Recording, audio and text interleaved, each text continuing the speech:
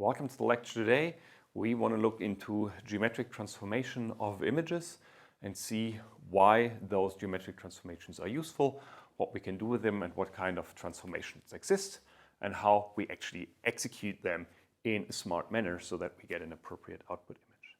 So first of all, why do transformations of images matter at all? So the first thing I want to look into is the task of rectification, or mention the task of rectification. Here, the idea is that we have a distorted image as my input, as it maybe comes from my camera. Maybe I have lens distortions in here, or I have distortions through the picturing process of mapping the 3D world onto my 2D image. And I want to correct that image so that I get a rectified image out. So this is one example for rectification, which is called an orthophoto, something that we are not addressing today, but at a later point in time in the lecture, where we have a special type of corrections that the rays from the individual spaces in the 3D world toward the camera are assumed to be parallel, or it's a mapping as if they would be kept parallel, which allows us to do, for example, measurements directly in images. And there are different types of rectifications depending what I want to do with my image. Another task is the other way around, that we actually take a rectified image and want to transform it in a certain way so that it looks distorted as it would come from a camera.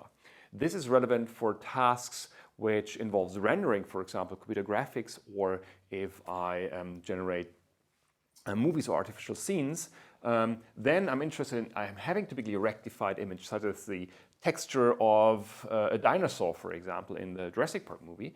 And we need to project this rectified image, this rectified texture, onto a 3D surface so that it then generates a warped view, a warped image, so that I get a realistic impression. So I also have the mapping from a rectified image to something else that then looks realistic by exploiting the 3D structure of the object, such as the 3D structure of the virtual dinosaur here.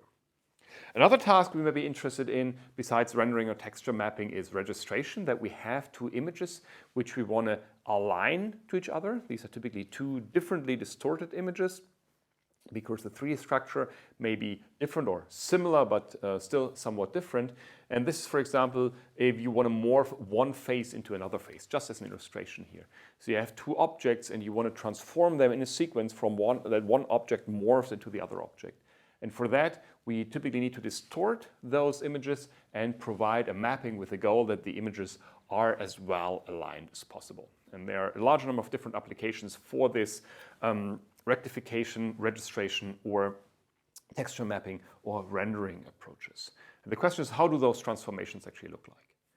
We will just start today with very simplified forms of transformations, where we just kind of transform one whole image onto another image. So more or less kind of these types of examples that we have here, such as a translation or a similarity transform. But we may even look into affine or projective transformations and can generalize this, or can even go a step further. Not the whole image is transformed in the same way, but that we actually have individual mappings for individual pixels, although this can get then a bit more complicated. Okay, but let's start with the geometric transformations just between images, so treating the whole image, the image identical. So we typically have an image A and an image B.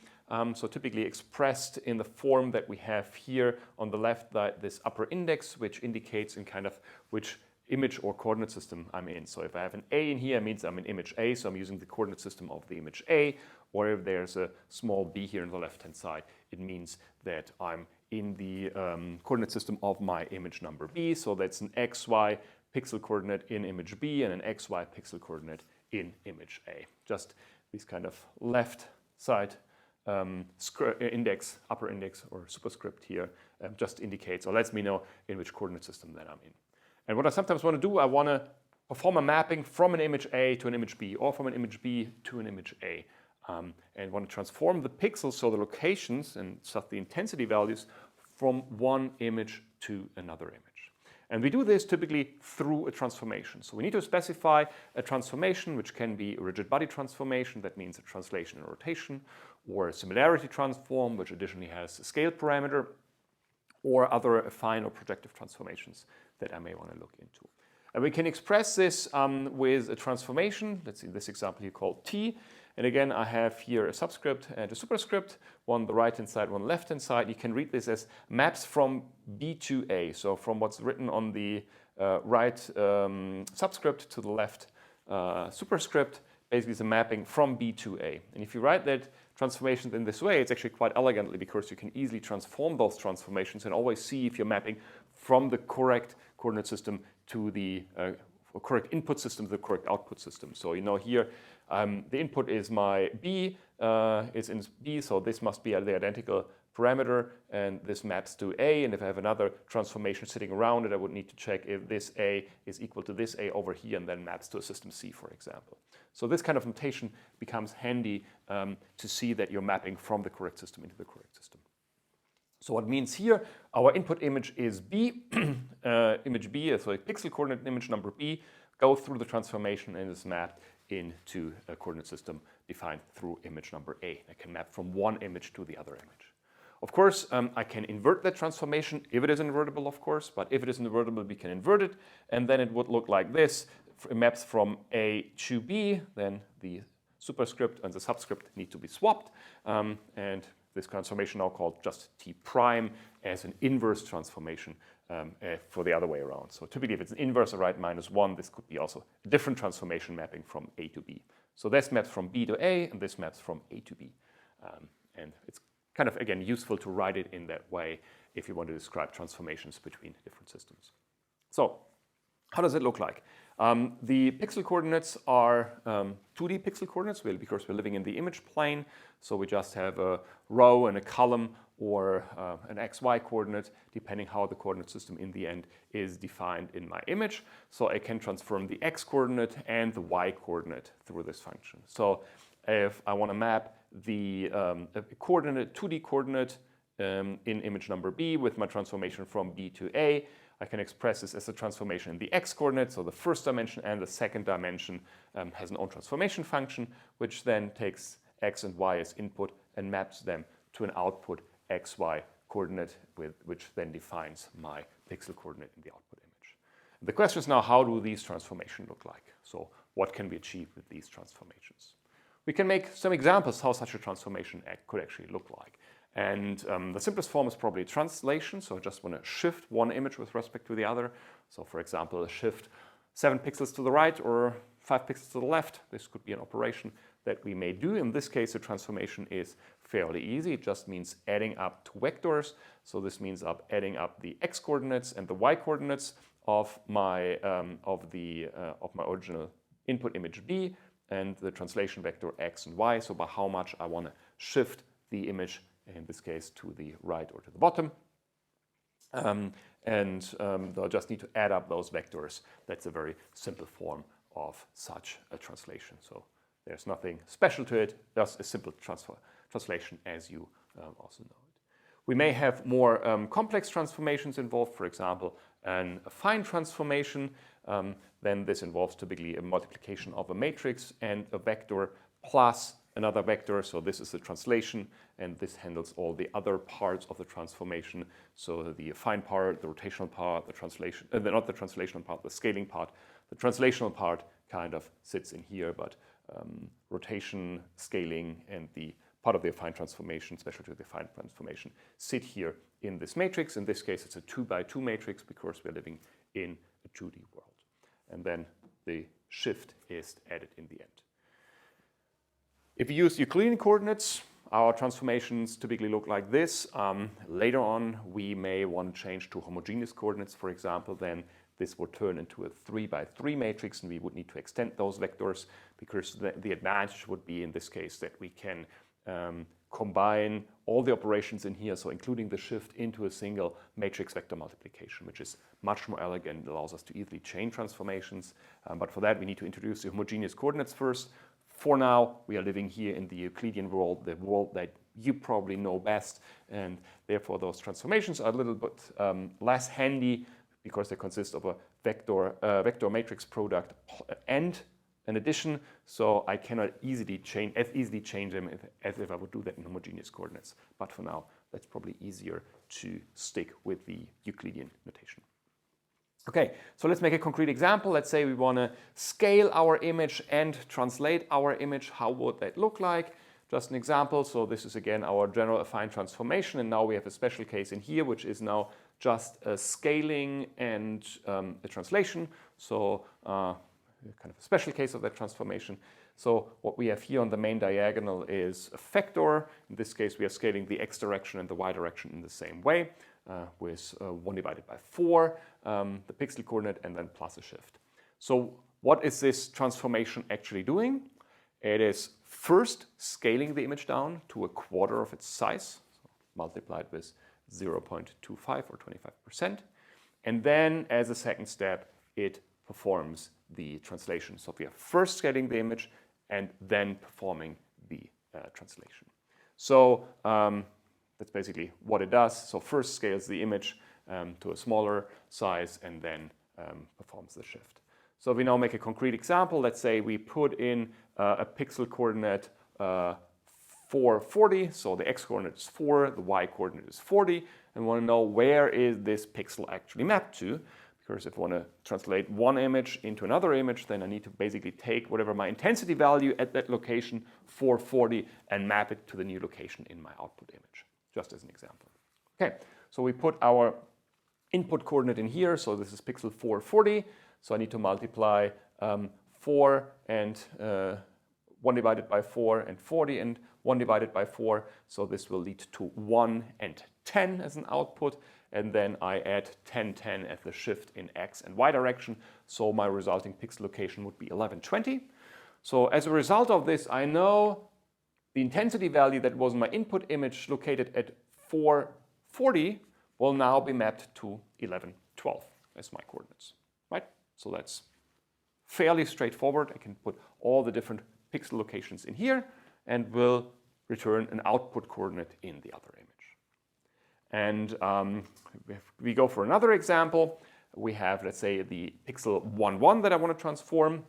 So then I need to multiply 1 with 0.25 and add 10 for both dimensions. So I would end up with a pixel location or coordinate 10.25 for the x and y direction. So the problem that I have now is that that's actually not an integer index anymore. And typically we index our images in discrete numbers or with the natural numbers as our coordinates. And now I'm mapping the intensity value actually to something in between two pixel locations. Right? It's not 10, it's not 11. It's somewhere in between. It's closer to 10 and further away from 11. But still, I'm somewhere in between. That's not a mapping I can easily execute.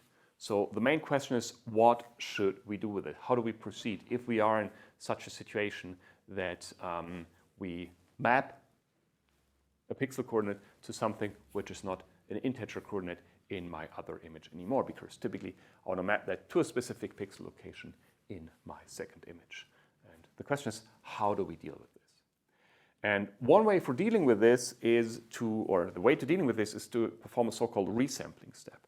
That means we are generating new coordinates or new intensity values, new image, out of my transformed image, taking into account that not all the coordinates are actually mapped to an integer value. So we need to basically generate new intensity values for the discrete pixel locations. So in the example that I had before, where my coordinate 1,1 was mapped to 10.25, 10.25, I still want to create a new image that has a pixel location at 10.10, 10.11, 11.10, and 11.11, of course. And I want to then generate new intensity values so that they best represent the original image, although knowing that I don't have the exact intensity value for that specific location at hand. Or maybe I have it, but in general, I will not have that. So what we need to do, we need to perform a kind of interpolation.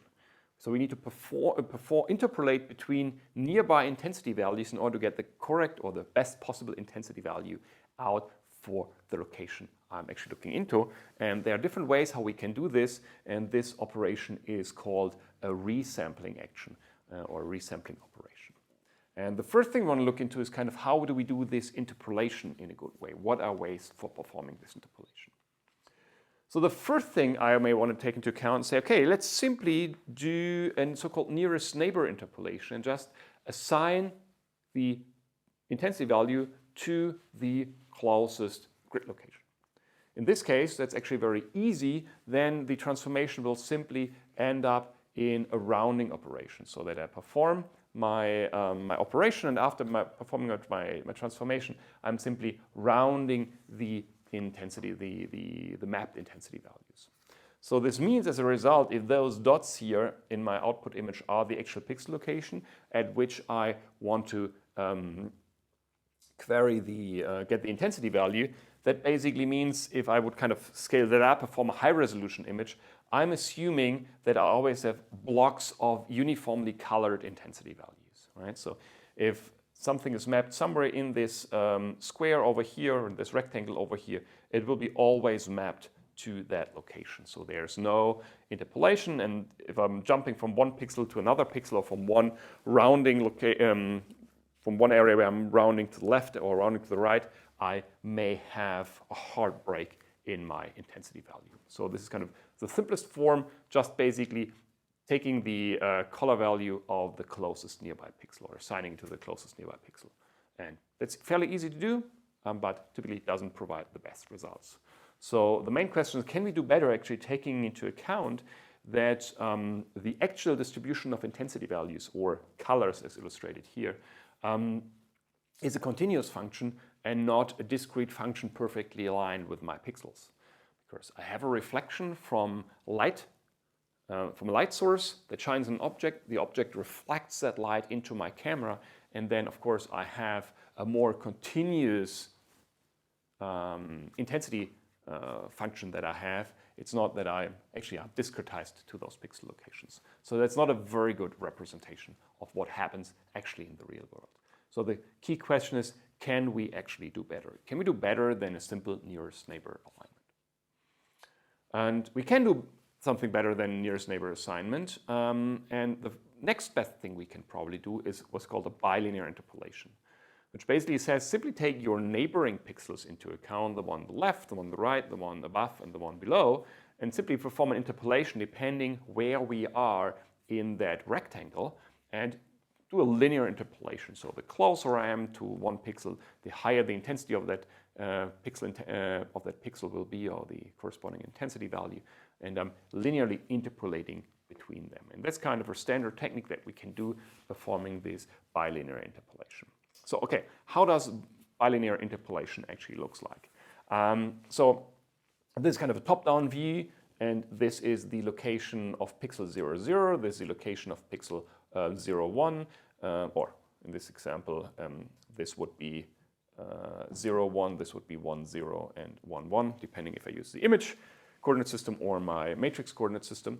And what I now want to do is I want to say, okay, if I know these intensity values, so these are those which I know, and I want to generate for an arbitrary point in between the potential interpolated intensity value for that location P. So the question is, how does this location look like given those elements are given? What I'm basically doing, I'm doing a linear interpolation between the left and the right and the top-down coordinates. So basically, if I do an interpolation between how far is this point away from 0 and from 1, so here it's close to 0, so this intensity value over here will have a stronger impact than this intensity value down here. And I'm taking this linearly into account. Maybe this becomes easier to visualize if we put it to a 3D view of that. So again, this area down here is exactly this area that I'm having here, and I'm just taking the intensity values here available at those different locations and illustrate them as a height value. So the higher the value, the higher the intensity value. So at A00 is the brightest pixel, then the second brightest one is probably A11, A01, and A10. So these are kind of the different heights, and what I'm doing, I'm performing a linear interpolation between those points in order to get the interpolated intensity value here at that point. And so how am I doing this? What I need to do is I need to perform, again, a linear interpolation in the x direction and the y direction. taking the intensity value into account. And I'm basically taking into account how far is this the intensity value away from the next pixel location. Okay, so these A00, A01, A10, and A11 are exactly the intensity values here at my 4 locations as illustrated over here. So this is the intensity values for of those 4 locations.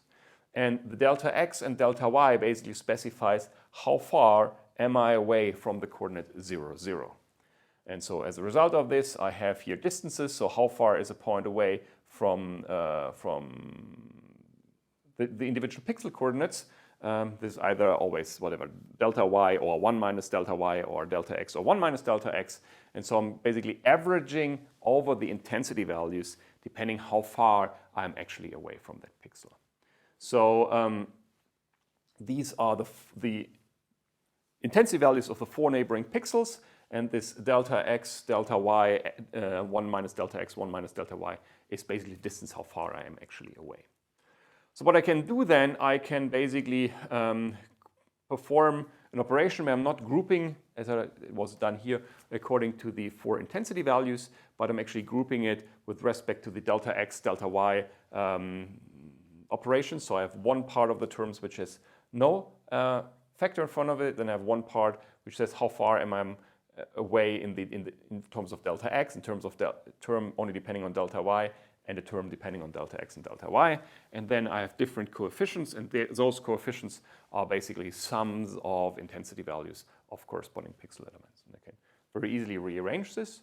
Why am I writing it like this? Because then I have a very compact form of writing this interpolation and can also then use other interpolations in a similar way of writing things down, where I'm saying, okay, I'm now defining my coefficients C00, C10, C01, and C11 from those intensity values, and then I can write the interpolated intensity value as a sum over kind of these neighboring elements, these coefficients that are defined in this form, and the delta I, delta y always to the power of I or j, so how far I'm actually away. Why am I doing it like this? Because this allows me in this framework to write a bilinear interpolation also with more advanced forms of interpolation like bicubic interpolation, which we will have a look to in a few seconds. Therefore, you may find this notation easier if you see it for the first time, but actually just rearranging it and writing it as coefficients and then the delta x, delta y to the power of the form of interpolation you're doing. So 1 for bilinear interpolation and 3 for bicubic interpolation allows you to write both forms of interpolation in a more unified way. So how does the result look like? The result is now that I have here the locations where I have my intensity values. These are those black points. And now I can generate intensity values in between those points, in between those non-pixel locations, in order to estimate what the intensity value at that location would look like.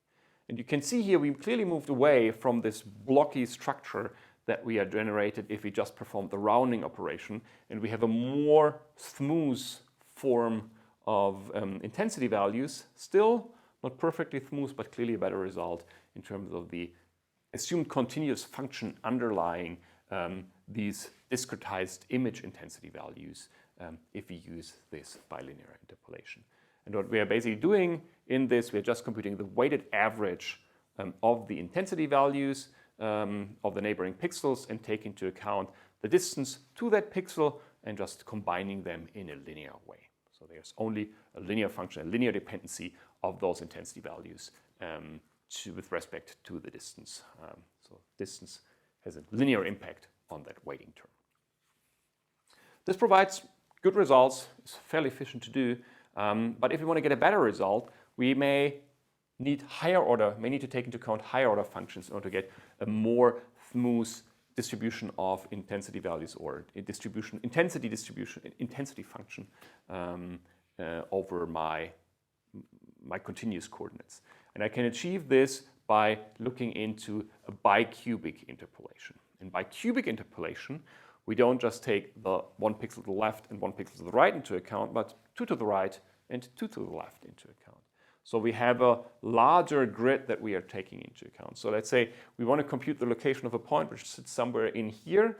We take, okay, we need to take a 4x4 neighborhood into account. So 2 to the left, 2 to the right, 2 upwards, 2 downwards, and then I get kind of this grid of 16 intensity values. And now I want to compute for a point sitting here in that area, what is the appropriate intensity value for that point, taking more than just 4 neighbors, but taking 16 neighbors into account, with the goal of generating a smoother function and performing a better way of interpolating that. The approach itself is again very similar, except that I have a higher order function that is taken into account here. So let's say I want to interpolate that pixel location over here. What I can do is I can basically perform first interpolation around the in the x direction. So I'm saying, okay, let's take those 4 intensity values into account and estimate what would be the intensity value of that point here lying on the same x direction here, x value over here. So I'm performing kind of a cubic interpolation, not bicubic, a cubic interpolation along these lines in order to estimate that intensity value over here. And then I can do the same thing for that location over here. So I'm performing my cubic interpolation and estimating how that point would actually look like. And I do the same thing, interpreting how that point would actually look like and looking how that point would look like. Then what I have 4 intensity values, those red dots over here, already at the corresponding x location.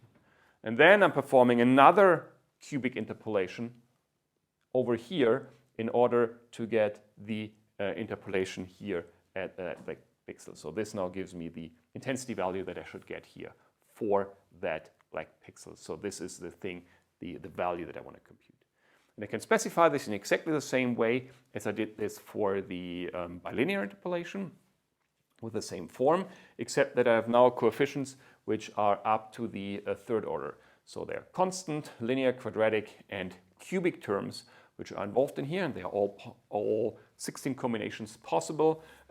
So I have 16 coefficients over here which are computed from the different intensity values of the 4x4 neighborhood around the point I want to actually interpolating. So I have 16 intensity values, and I again combine them in a different way in order to get my 16 coefficients from C00 to C33, and then multiplied with the different distances. So now I don't have a linear dependency anymore between the distances, how far a point is, the point I'm interpolating is away from the known pixel location, but it's a cubic function that is involved in here, cubic in x and cubic in y. So what I need to do is I need to compute my 16 coefficients and then perform this interpolation, which ends up to be a cubic spline interpolation over here.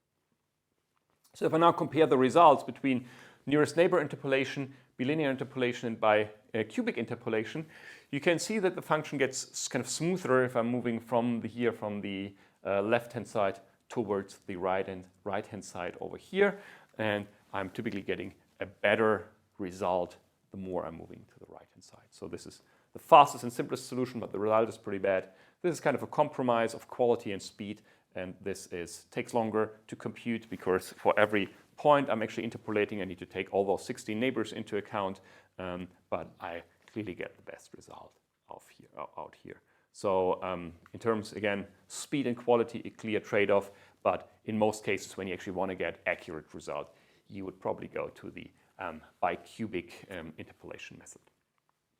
Again, just as a zoomed view, here is another example. So this is the interpolation using the nearest neighbor, just the rounding operation. So this is kind of your assumed underlying intensity function that you then can sample, basically choose every point here on that grid and know for every point immediately what the intensity value will be by just performing your rounding operation.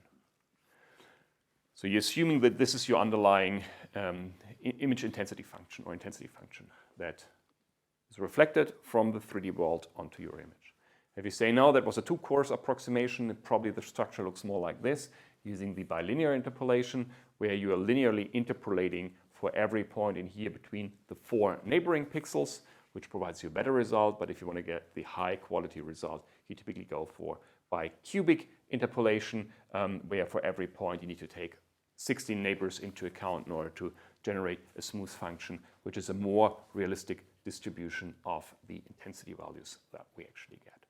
And so then you assume this to be the underlying intensity function, and then you can basically subsample any coordinates in here and generate for those coordinates the corresponding intensity values, assuming that this was the underlying function that was reflected from the 3D world onto your camera image. Also a few examples that we can do. How is the difference between bilinear and bicubic interpolation?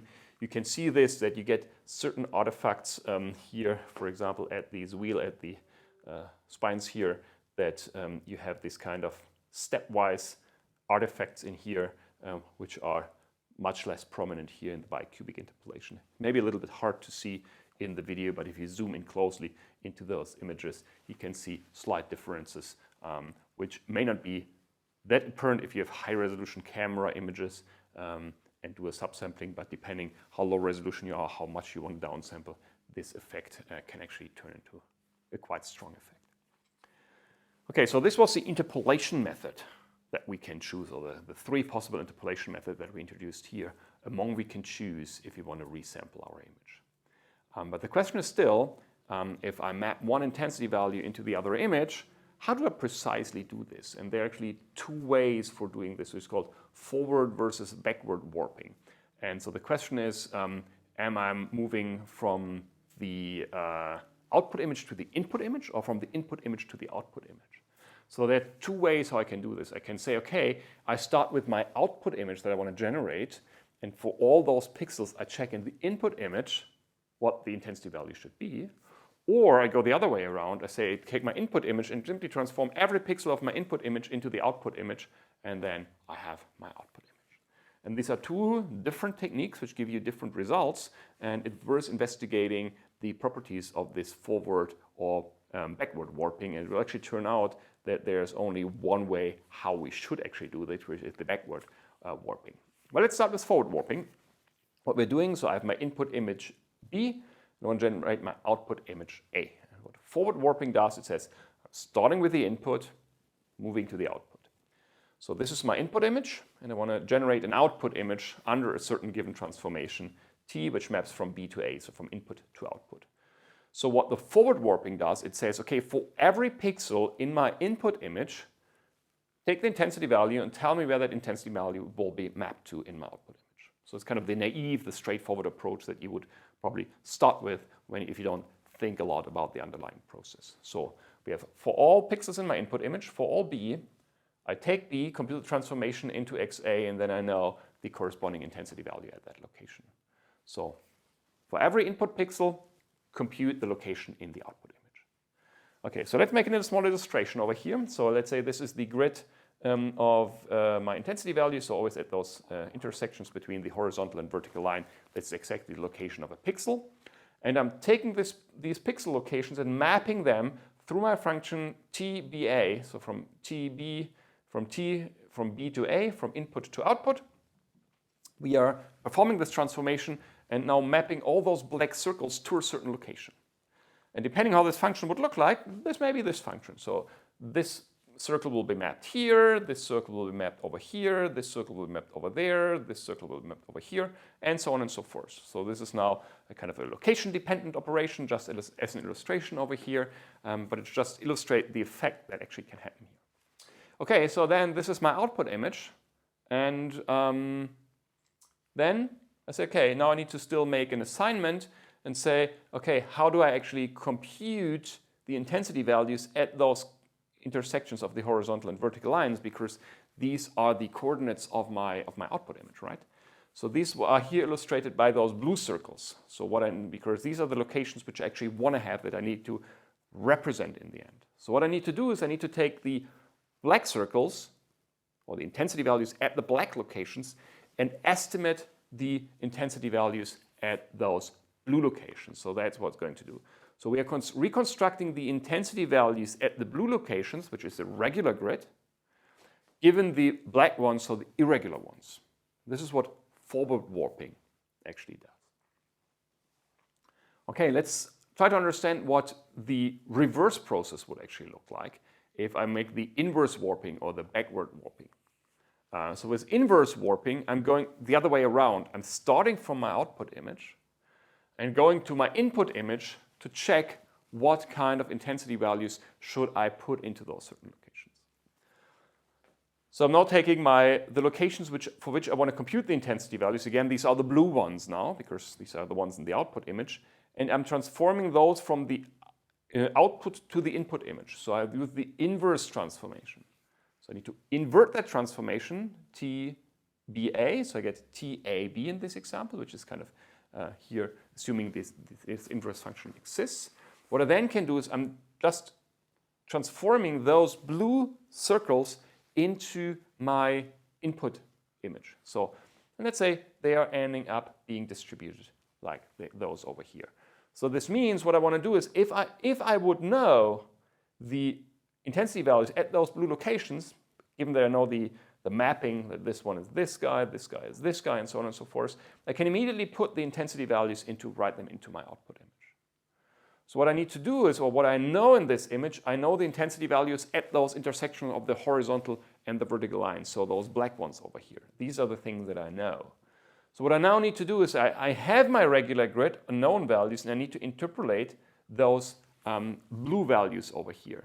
So in this case, I'm going to reconstruct the intensity values at the blue locations, which is now the irregular grid, based on the known black ones, which is my regular grid. And this is actually the thing which is much closer to the interpolation techniques that we described before, because here we had a known set of points of intensity values at a regular grid location, and I want to query the intensity value at an irregular location in between them. And that's actually the process that we get here from this inverse warping.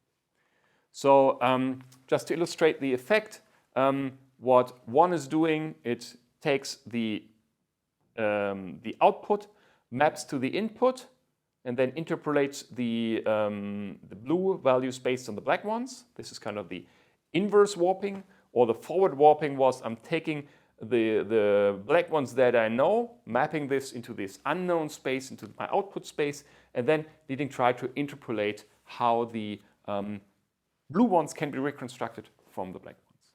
The problem is that if I want to use directly the interpolation techniques that I have defined before, I can only do this if I have the regular grid as my known locations and the irregular ones as my query locations. So this would only work for the inverse mapping.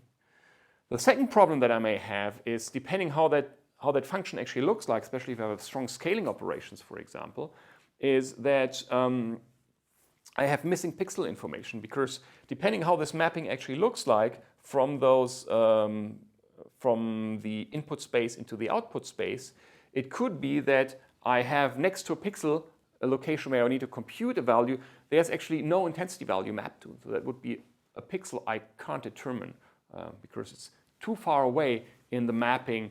The pixel intensity is basically missing.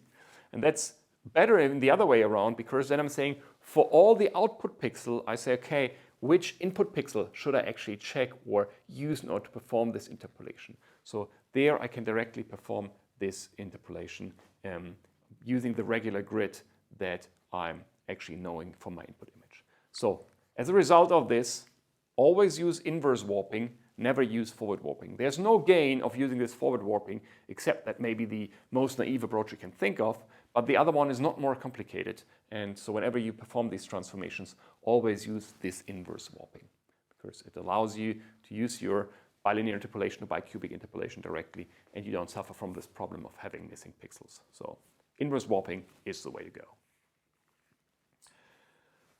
So with this part, this was kind of the first kind of standard part on how to do this mapping and how to do this interpolation stuff. And this is something that actually happens really often. So whenever you are working with pixels, you're changing sizes of images, you're performing any other form of transformation, you will have to think about your warping and your interpolation technique. In the next part of the lecture, I want to go a little bit further and look into a more complex warping functions and providing you some examples of what you can do if you allow for more complex warping function than just shifting something. So for example, if you have an input image like the face of that person over here, and you define a warp grid, how you could call it, which is this grid where you're basically shifting different locations and saying, okay, at those intersections, you take the mouse and let's say shift it a little bit to the right and to the left-hand side. And then basically this shifting defines on how the point in the local neighborhood will be transformed as well. You can actually change the facial expression of that person and let that person smile. Maybe it's not the most natural smile that you are generating, but you can, with this operation, easily transform an image so that it actually looks different. And this is, for example, relevant if you want to perform those morphing operations or morphing operations that we have described before, if you want to overlay multiple faces. So if you don't do this, so if you start with your input image, let's say you want to warp the person's face into the face of the animal, and so you have here the face of the person, the animal face, and of course the facial structures like the location of the nose or the size of the nose, the location of the eyes and the mouth are different between a human and an animal. So if you just blend this image over to this image, you can see in this interpolation form, things actually don't really line up well. If you now, however, perform a warping between the human face and the animal face, and let's say you define one of those complex grids for both of them so that they actually line up, then you can actually warp one face into the other face so that the warping transformation is actually aligned. So eyes are aligned, nose are aligned. You may ask yourself why I'm using such a weird example. The nice thing is you can very easily visualize this effect on this example. But this is not a very kind of esoteric case. You can actually use this if you want to combine multiple images. And I brought you one example which is actually outside photogrammetry, but in psychology, where these techniques are used in order to align, for example, different faces of different humans with each other. So this is an example where you take individual images of persons, and you're basically defining a set of control points on the eyes, on the nose, on the mouth, and different spatial features. And then you're performing a warping so that all the faces are actually aligned with this kind of standard face or standard mask. So whatever, the right eye of that person is kind of shifted a little bit so that it aligns with this facial expression over here. And then you can actually average over faces. And so you can take individual faces and basically compute something like an average face. And the face is created by combining different individual existing faces. So these are all real faces of real humans. And this is basically an artificial face that is created just by averaging over faces. And this is a work by a couple of researchers from the University of Regensburg, or they had been at the University of Regensburg when they were executing this work, studying how humans perceive beauty and what are certain parameters. And one of the hypotheses in there was that we are actually tending towards liking averages, so liking the average face. And so what they were doing, they're basically taking multiple faces and computing average faces and letting humans vote what's beautiful in their view and what's less beautiful. And what you can do is you can then generate faces, and they took kind of male and female people separately. So this is the average female face and the average male face that was created from a couple of faces. And there are some interesting things which pop up if you do this. One thing is, for example, that the average face, doesn't matter if it's male or female, always is perceived as more beautiful than the individual faces. And you can even go to this website and do checks by uploading photos, seeing where they are actually ending up on that scale of how close you are actually to an average face. And it turns out that we as humans are more attracted, for example, by average faces or faces that look very average, at least on average. And they did several experiments. So I take people, this was kind of the Miss Germany in 2002, all photos taken under the same condition, no makeup, frontal lights, or something which you wouldn't use in beauty pictures, and then combining those faces using their techniques for averaging out. And you can see here, this is just one example between a real face and a virtual face that was actually generated just by averaging people. And it turned out that the average was always seen more beautiful than the individual faces. So it's not that kind of you have one very beautiful face which moves up the average, so to say.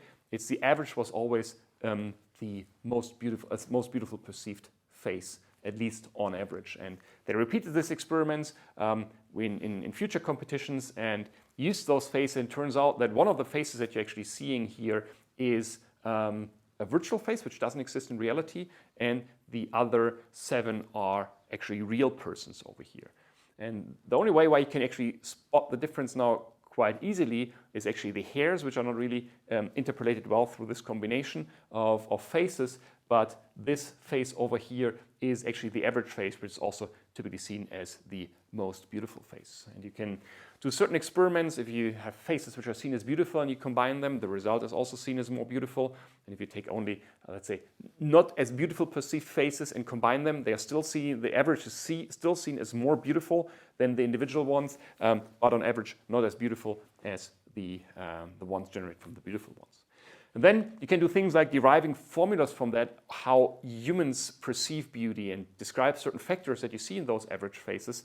And so there's a longer study executed by those 4 researchers on how we perceive beauty and what are certain elements which are perceived as beauties. And these are 2 examples, for example, of faces which are generated from averaging, especially taking these the things that we as humans perceive as beautiful into account and then create average faces of humans that don't exist in reality but that are seen as beautiful. So these are just kind of some examples how you can use those techniques in order to do experiments outside photogrammetry, what we are typically doing, but you can even see this as a measurement process of measuring faces and then actually creating virtual faces or examples that don't exist in reality, kind of simulating elements of the real world or humans, then using them then for our experiments. Okay, this was kind of a short detour, and I now want to go back to the image processing part and explain you a few operations what we need to take into account if we perform certain transformations on images, and actually linking this to local operators that we have experienced in the past that we used, for example, in order to smooth images. So one of the examples is, let's say I have a painting and I want to actually fit that painting here on the screen or on the projector in order to show it to you. And it turns out the image is actually too huge. It's too large, it doesn't fit on the screen. So if you take your mouse and you're kind of reducing the size of the image, then you are performing a scaling operation. So let's say you want to generate a variant of the image which has only half of its size. So only basically every second pixel in X and every second pixel in the Y location may be taken into account, because the number of pixels you have in order to show the image is actually is kind of half of what the original image has. And the question is, how should we reduce the size of the image?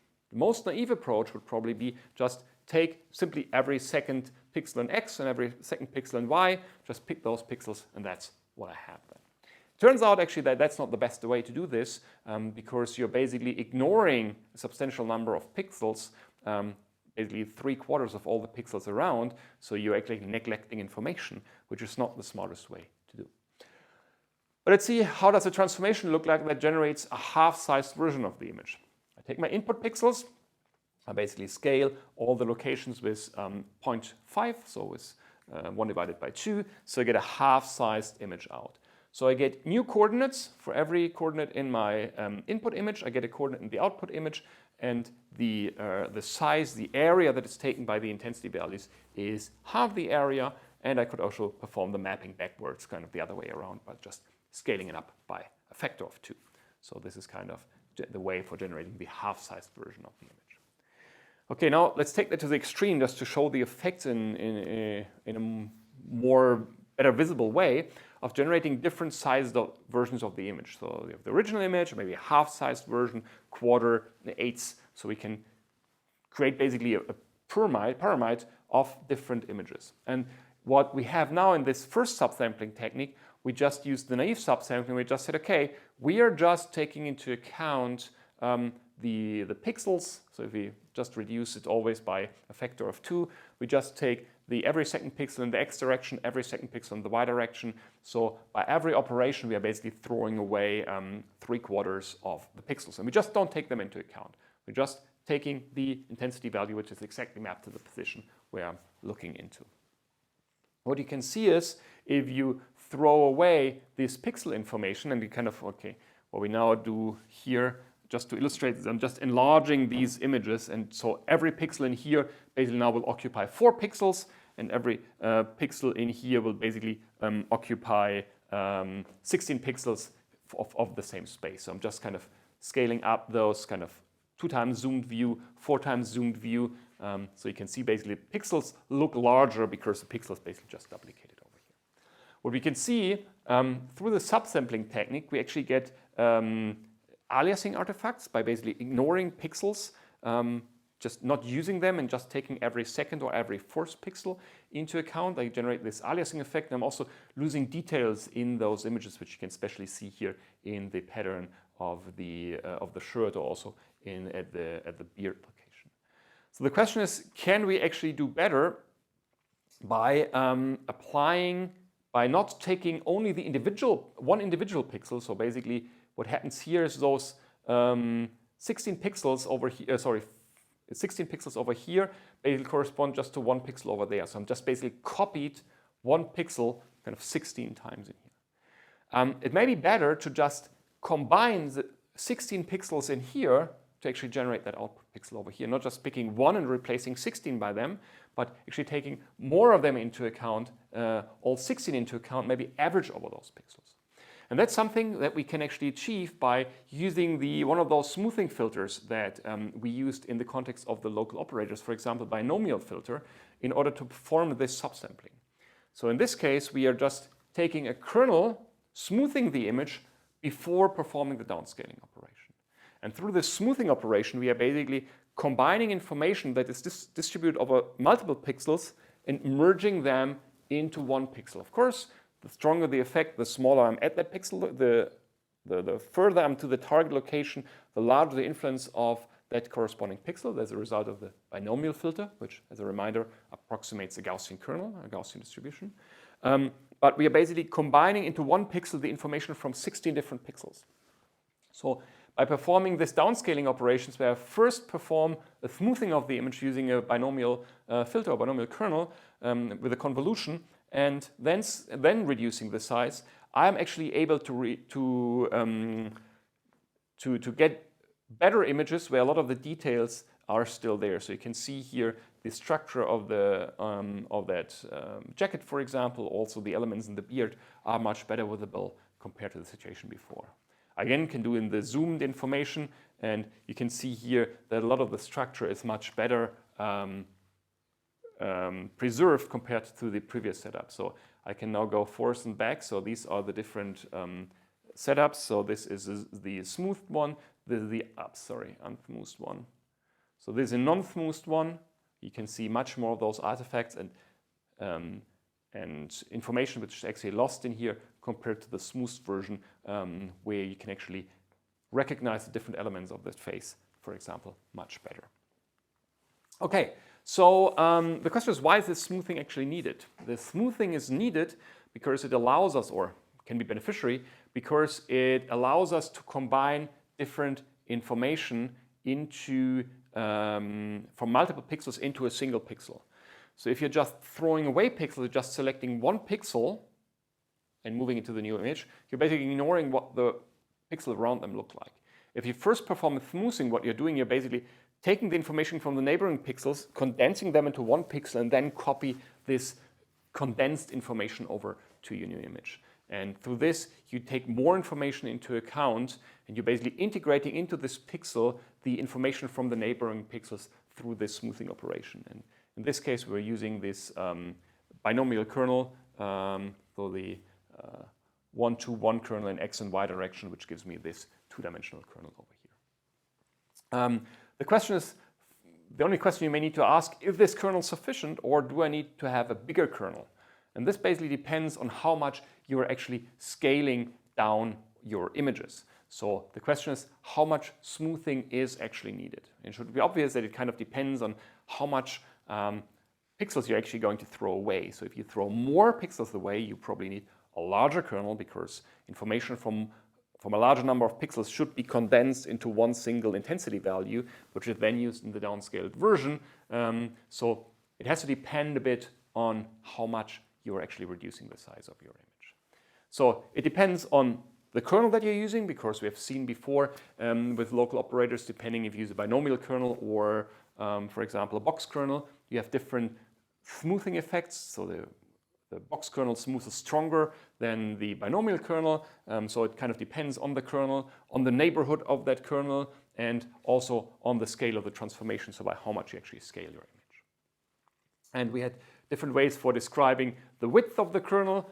So it's basically the standard deviation that you compute by iterating over all the elements of your kernel. You're basically, so this index tells you how far you are away from the 0, 0 location, and the weight of that pixel, you basically sum them up and then take the square root, so which is the standard deviation, and then we can directly specify the standard deviation for the box kernel or the binomial kernel.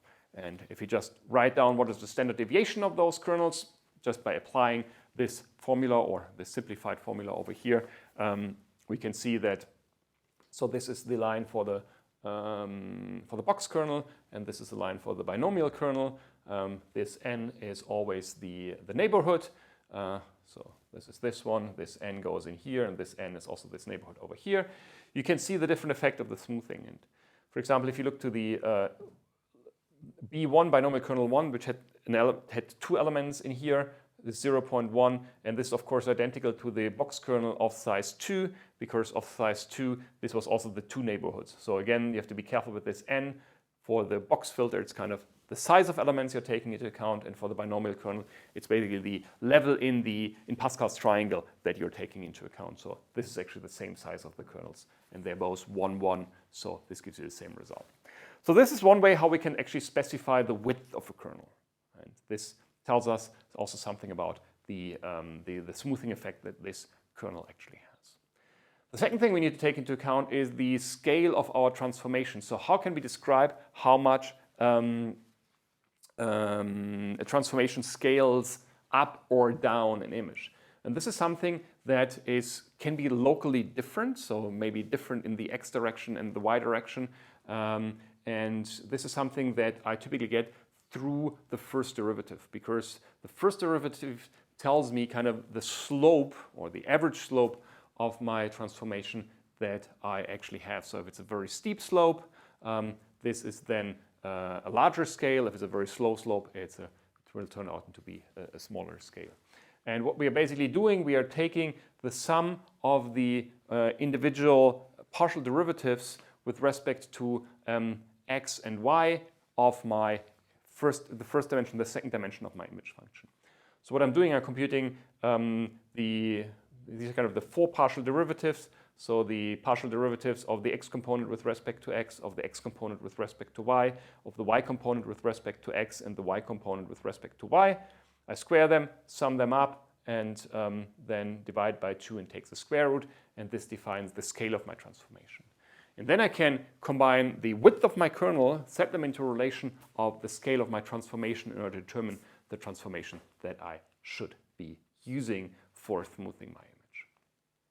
So just as a small example, let's say this is my transformation, so it now performs different scaling in the x and the y direction and is combined with a shift. So what I need to do is I need to take this function into account and this function into account and compute the first derivative with respect to x and y. So let's take the first component, which is 2x plus 3, and compute the first derivative with respect to x. So the constant factor goes away, 2 remains, so the 2 goes here. If I derive 2x plus 3 with respect to y, it's 0, so I get a 0 over here, get also 0 over here. And if the second line, 4y plus 2, I compute the first derivative, 4 remains, so I would have the 2 over here and the 4 over here. And so in this case, the scale of this transformation would be approximately 3.2. And now I can set this scale in relation to the width of my kernel for the smoothing operation. So of course, the smoothing operation is needed if I downscale the image. So I have a scale which is smaller than 1, because only in this case I basically need to combine information from multiple pixels into one pixel. Because I want to combine information that would be lost otherwise. This is not needed if I'm not scaling the image or if I'm even scaling up the image, increasing the scale. So if I have a scale smaller than 1, my image becomes smaller, and then I need to smooth my image first, and the width of the kernel should be approximately, as a rule of thumb, half of the scale of my transformation. So if the scale of my transformation, for example, is 2, I say 2 divided by 2, so I should get a width of approximately 1. Or as in the example before, when I had, 3.2, then I should have choose a kernel with a width of approximately 1.6, because it's half of 3.2. Perform the smoothing, and then I can generate my output image. If the scale stays the same, and I maybe just have some rotation or some shift into account, then I can either use a bilinear interpolation, or if I want to have high quality results, I could also use bicubic interpolation. But given that the pixel locations are typically not too far away from my query locations, probably bilinear interpolation can still do a good job. If I ever upscale my image, so I generate a new image which is larger than the original image that I have, then I also should, of course, not do a smoothing, but take the bicubic interpolation into account, because then I want to do a better interpolation of the intensity function, similar to examples that I actually have shown before when I want to interpolate a larger number of intensity values in between my regular grid. So it's kind of a rule of thumb on what you should do if you scale an image up or down in order to get good results.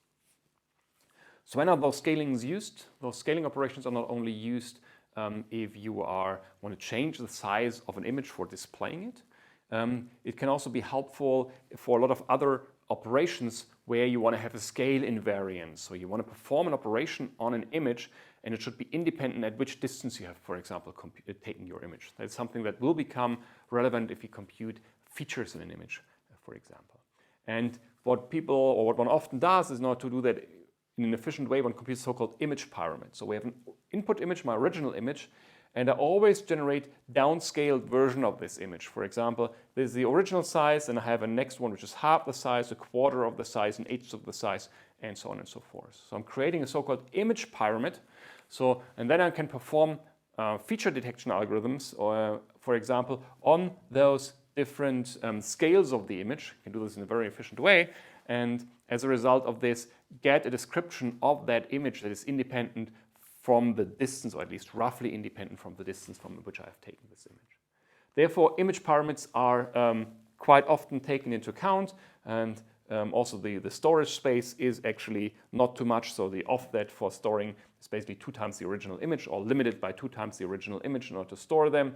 And you can generate this image pyramid and then access the individually scaled image in a very efficient manner and do all the operations used, for example, for feature extractions on the individual on the images with individual sizes. So here an example. So if you have an image, and so with, let's say, 512 by 512 pixels, and then I can always scale down a half-size version illustrated here. And if I store that, just kind of you can see that the storage space that you need actually is smaller, and always the space that you need here is smaller than the space of that image. So this is something which is actually bounded in the terms of the memory requirements you're actually needing. So it's a very common tool to actually generate those image pyramids. And if you generate those image pyramids, you're always halving the size of your image. Remember, you have to smooth your image first. With this, I'm coming to the end of the lecture today. What we looked into were basic geometric transformations of images, why that may be useful. This can be translations, this can be similarity transforms, can be affine transformations, or even projective transformations. And we looked into techniques and how to perform this resampling. So at which location should I actually compute an intensity value? And we looked into different interpolation techniques. And once I determined the location, which intensity value should I actually assign to this? And it turns out that we have different interpolation techniques in here. And if you want to have high quality images, go for bicubic interpolation. And with respect to the resampling technique, you always should use the inverse warping technique in order to do the resampling. So the combination of inverse warping and then bicubic interpolation is typically the way to go in order to get high quality reconstructions.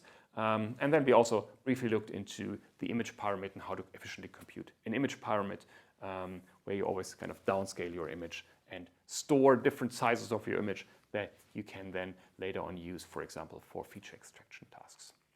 With this, I'm coming to the end of the lecture. I hope that was useful. And again, for a lot of those tasks I'm presenting here, the Stachniss book is one of the books that I would recommend if you want to dive a little bit deeper into that topic. With this, thank you very much for your attention and see you soon in the next lecture. Thank you.